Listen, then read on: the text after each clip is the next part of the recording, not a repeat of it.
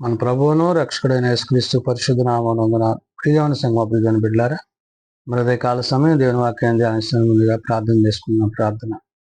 కృపగల తండ్రి, దయగల యేసయ్యని బంగారు పాదాలకు లెక్కలేని వందనాలు, స్తుతులు, స్తోత్రములు. గతించిన రాత్రి అంతా నీ రెక్కల చాటును కాచి కాపాడి సంరక్షించిన దేవ, కాల సమయం సజీవ లెక్కన చేరి ప్రార్థించుండగా వాక్యమైన దేవుడు వాక్యం నాతో మాతో మాట్లాడి మీరే మహిమకంతా ప్రభావాలు పొందమని యేసునామమున నడుస్తున్నాం తండ్రి. ఆమె ప్రియమైన సంఘం ప్రియమైన బిడ్డలారా, ఏర్పాటు చేయని వాక్య భాగము యాకోబు రాసిన పత్రిక 2వ అధ్యాయము 9 నుంచి 13 వచనం ధ్యానం చేసుకున్నాము. యాకోబు రాసిన పత్రిక 2వ అధ్యాయము 9 నుంచి 13 వచనంలో ఈ విధంగా రాయబడినవి: మీరు పక్షపాతము గలవారైతే ధర్మశాస్త్రం వలన అపరాధులని తీర్చబడి పాపము చేయవారవుదురు. భక్తుడైన యాకోబు తాను దేవుని యందు వాక్యమునందు 12 గోత్రముల చెదరిన వారి కొరకు, నేడు సార్వత్రిక సంఘమందు క్రీస్తు ప్రేమలో ఆత్మయందు నిలిచిన వారి కొరకు ఈ మాటలను తెలియజేస్తున్నాడు. మనము వాక్య ప్రకారం ప్రవర్తించే వారై ఉండాలని, రెండవది పక్షపాతము చూపకూడదని యాకోబు తెలియజేస్తున్నాడు. కాబట్టి ఇక్కడ మీరు పక్షపాతము గలవారైతే ధర్మశాస్త్రము వలన అపరాధులని తీర్చబడి అంటున్నాడు. అంటే మీరు పక్షపాతం కనుక చూపిస్తే, అంటే పక్షపాతము అనగా దేవుని చిత్తాన్ని, దేవుని ఉద్దేశాన్ని గాక మీ స్వనీతిని ఆధారం చేసుకుంటూ మీరు ఏదైతే చేయదలుచున్నారో దాని విషయాన్ని గురించి యాకోబు అంటున్నాడు. మీరు పక్షపాతము గలవారైతే ధర్మశాస్త్రం వలన అన్నాడు. అంటే ధర్మశాస్త్రాన్ని ఇప్పుడు ఏం చేస్తున్నారు? మీరు నిరర్ధకం చేసిన వారు అవుతున్నారు.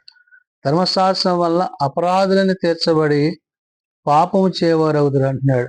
అంటే దేవుని నీతిని, దేవుని రాజ్యాన్ని, దేవుని ఉద్దేశాలను కాకుండా మరి ఇక్కడ ధర్మశాస్త్రాన్ని కూడా మీరు తృణీకరించిన వారిగా, ధర్మశాస్త్రానికి కూడా మీరు విసర్జించిన వారిగా ఉన్నారు అని యాకోబు తెలియజేస్తున్నాడు.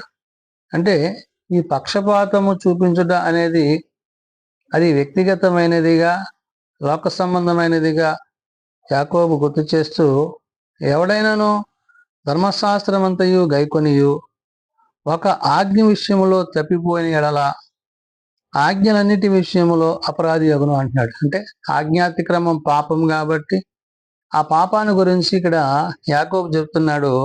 ఎవడైనా ధర్మశాస్త్రం అంతయు గైకొని, అంటే ధర్మశాస్త్రం అంతా క్షుణ్ణంగా పఠించి ఆ ప్రకారం జీవిస్తూ ఆజ్ఞల విషయంలో ఇక్కడ ఏమంటాడు? ఒక ఆజ్ఞ విషయంలో తప్పిపోయిన ఎడల అంటాడు. అంటే అంతా బాగానే ఉంది కానీ ఆజ్ఞాతిక్రమం చేసి ఆ ఆజ్ఞ అతిక్రమించడం వల్ల ఆ తప్పిపోయిన ఎడల ఆ ఆజ్ఞలన్నిటి విషయంలోనూ అపరాధి ఎగురు అంటాడు. ఒక్క ఆజ్ఞను అతిక్రమించడం చేత ఆజ్ఞలన్నిటిలో కూడా అతడు అపరాధిగా చేయబడుతున్నాడు అని చెప్తూ, వ్యభిచరింపవద్దని చెప్పిన వాడు నరహత్య చేయవద్దనియు చెప్పెను.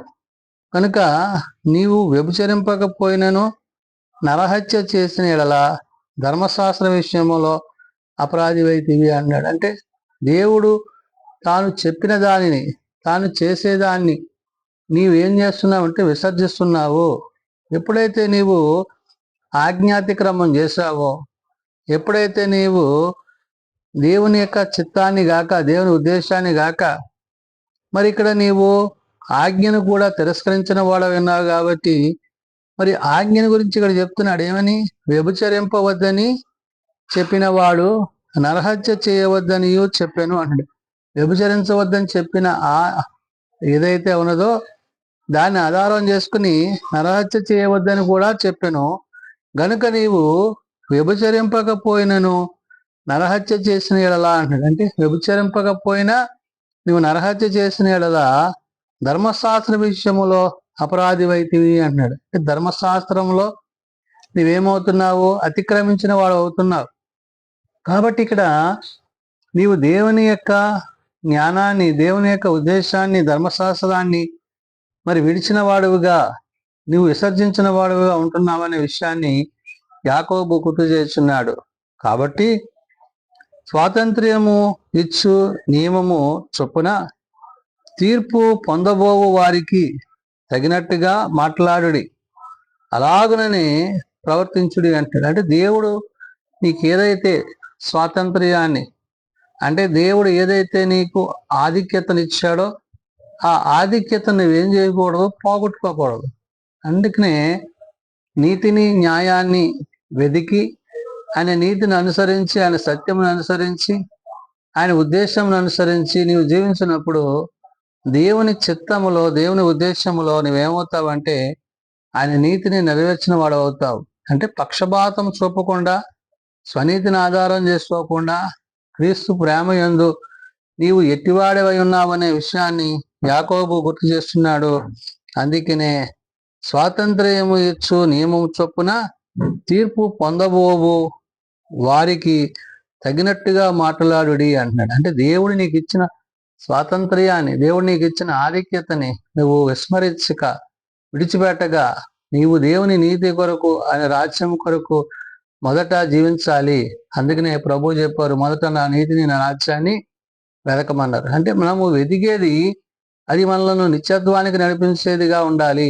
ఇహ సంబంధమైనదిగా కాక పర సంబంధమైనది గాను, పరలోక సంబంధమైనది గాను, ఆత్మ సంబంధమైన గాను ఉన్నప్పుడే అప్పుడు ఆజ్ఞను అతిక్రమింపని వాడుగా నీవు ఉంటావు.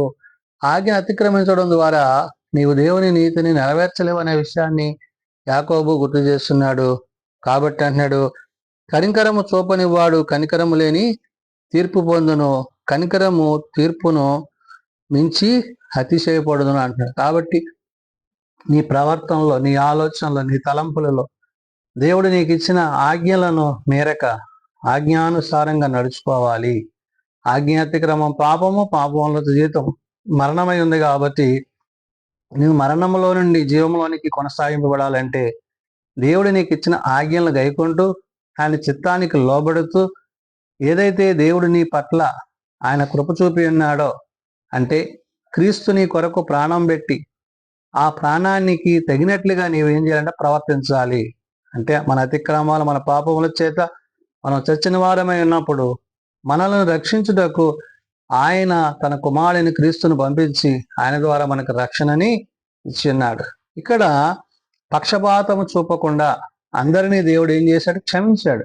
అంటే మన అపరాధముల నుండి, మన పాపముల నుండి మనం ఎలాగా విడిపింపబడలేము కాబట్టి, మనం పాపులమై ఉన్నాము కాబట్టి, మన పాపాలను తొలగించడానికి తండ్రి తన కుమారుని పంపించి ఆయన ద్వారా మనకి నిత్యరాజ్యాన్ని, నిత్య జీవాన్ని ఇచ్చి ఉన్నాడు. కాబట్టి నీవు ఎప్పుడైతే దేవుని యొక్క ఉద్దేశాన్ని, అంటే నీవేమై ఉండాలా, ధర్మశాస్త్రం వలన అపరాధివి కాకుండానట్లు, మరి తీర్చబడకుండానట్లు చేయువాడు ఆయనే. కాబట్టి నువ్వు ధర్మశాస్త్రాన్ని అనుసరిస్తూ, దేవుని నీతిని అనుసరిస్తూ, ప్రభు చెప్తారు, నేను ధర్మశాస్త్రం అంటే కొట్టివేయడానికి రాలేదు కానీ అన్నారు. అంటే ఏంటి, ధర్మశాస్త్రానుసారంగా మనం జీవిస్తూ ఆయన నీతిని కలిగిన వారముగా, ఆయన రాజ్యాన్ని పొందేవారుగా మనం ఉండాలి. అది మనము ఇతరుల పక్షాన మరి ఎలాగ ఉండాలంటే సహోదర ప్రేమ కలిగి ఉండాలి. అంటే పక్షపాతం చూపక, ఇతరుల పట్ల ప్రేమ కలిగి, సమాధానము కలిగి, వాక్యమునందును ప్రవర్తన యందును ఆయన నీతిని అనుసరించినప్పుడు దేవుడు తప్పక మనలను స్థిరపరుచునని భక్తుడైన యాకోబు తెలియజేస్తున్నాడు. కాబట్టి దేని యందు మనము మనస్కరించాలో, దేని యందు మనము పక్షపాతము చూపక, స్వనీతిని ఆధారం చేసుకొనక దేవుని నీతిని అనుసరించే వారై ఉండాలని ఈ ఉదయకాల సమయమున భక్తుడైన యాకోబు తెలియజేస్తున్న మాటలు ప్రార్థన చేసుకుందాం.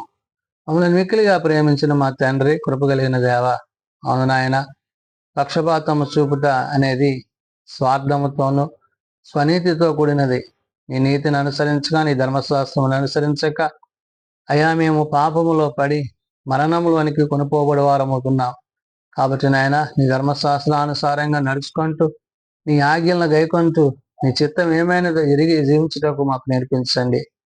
నీ నీతిని, నీ రాజ్యాన్ని మొదట వెతికేవారిగా, నీ నిత్యరాజ్యంలో చేరి నీతో జీవించే వారికి ఉండుటకు నీ సహాయం దయచేయండి.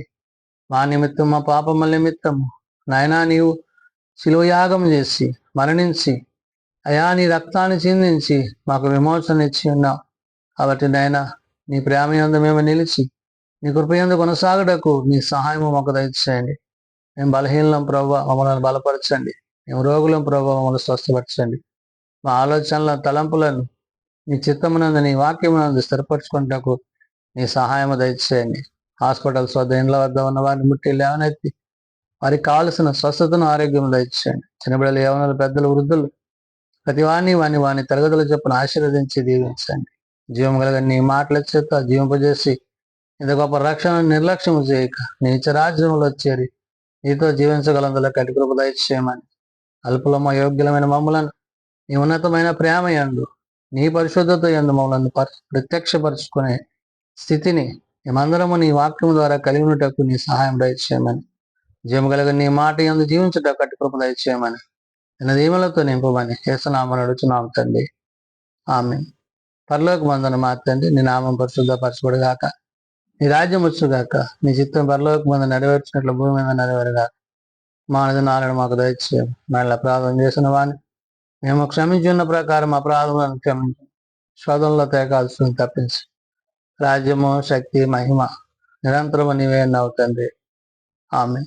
మన పరమ తండ్రి అయిన దేవుని ప్రేమ, ప్రభువైన యేసుక్రీస్తు కృప, ఆదరణకర్త అయిన పరిశుద్ధాత్మ సహాయము సదా తోడేండి సంరక్షించును గాక. ఆమేన్.